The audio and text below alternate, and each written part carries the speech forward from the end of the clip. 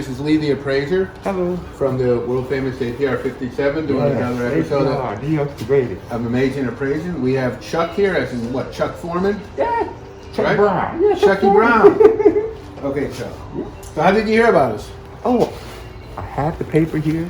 You have a paper here. This was an advertiser. Oh, how do you like that? This is in the paper every day here in New York. Yeah. APR57, the leading buyer and appraiser of coins, stamps, jewelry, watches, art, antiques, everything.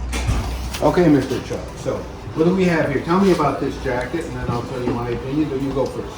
Okay.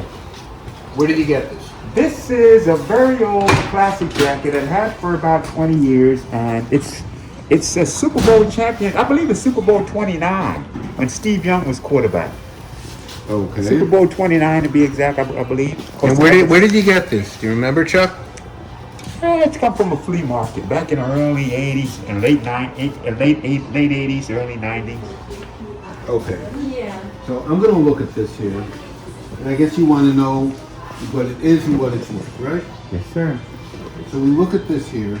It's got embroidery here from the Super Bowl championship team of, like you said, it appears to be, this is Super Bowl 29. Yes. Which dates it, what's year about, 90? That's 87, 88, I believe it is. 88, okay.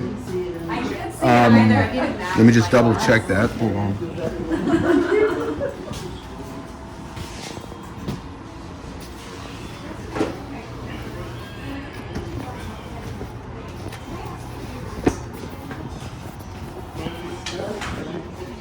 Here's one of our flyers as well.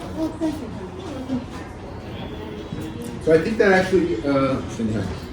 actually dates it to 1995. Is it not? Yeah, they played the they played 49? 29. They played the San Diego Chargers that year. Okay. Well, Steve Young was quarterback. I believe so. Yes, and they won that game.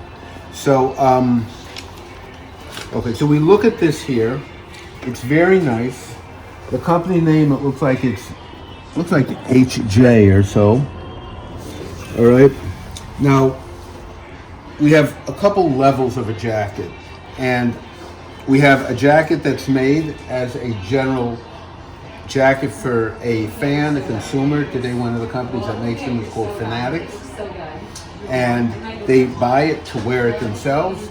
So somebody want like a souvenir, a jacket of, today of, let's just say a jacket that had Tom Brady's name on it, celebrating they won the Super Bowl, so somebody would buy it. It would be in the NFL store. It would be you could buy it online from the team. It would probably, retail maybe $100, $250, $100 to $200, and probably the standard retail for something like that that somebody would want to wear. Now this is made. It's not leather. It's a heavy. This appears to be leather, this part, but this is like a heavy cloth, embroidered. So. And there's nothing here that says indicate what company was manufactured with, came from. Oh, in fact, here, how do you like this? The Team NFL. Okay. So it has the Team NFL logo. Okay.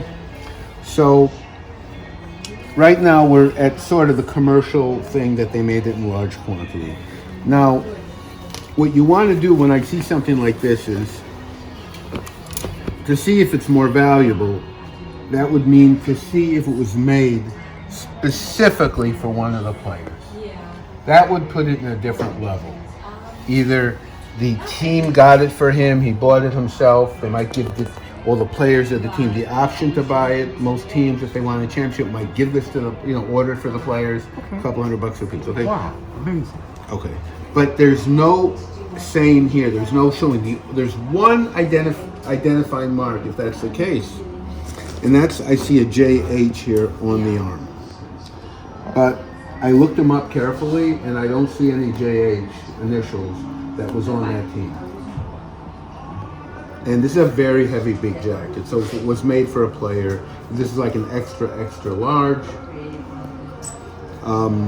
It could be made from someone that like I said, they wanted a jacket made from a company and had it individually made for someone. Right, but we don't know if it's an NFL player or just Joe Schmo who ordered it. Okay. Okay, so I'm not really sure about that, but all indications are to me is that it is not made by any player on the team.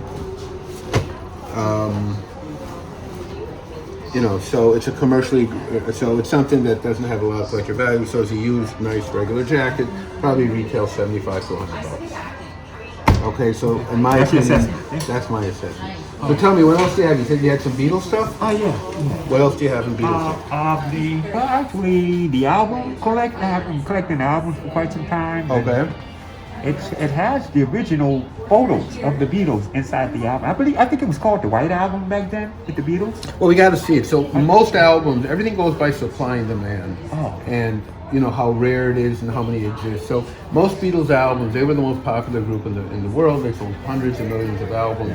So most of them still exist today. So and people don't even have record players anymore. So most of them are not being used. So there's actually more of them out there than demand for most of them. There's a couple rare albums, rare album covers that are rare, but as a general rule, they're not that scarce. So if it, you know, you can bring them in. We're happy to give you a free appraisal and offer on them, All right. and we'll go from there. Okay, buddy? Absolutely. I'll come back Okay, to Chuck. see you. Thank you very I'm much. coming directly. Coming to the source. I appreciate you so much. I figured I'd come here first because you can give me the best assessment on what this Okay. thing is about, because I have it all of these years, and I said if I'm going to get a good advice or information about how I'm going to go about selling it, going online. So I said Okay. online it'd be too expensive. So I figured if I come here it'd be better. Thank you very much. I'm gonna look up what we're finished here. So.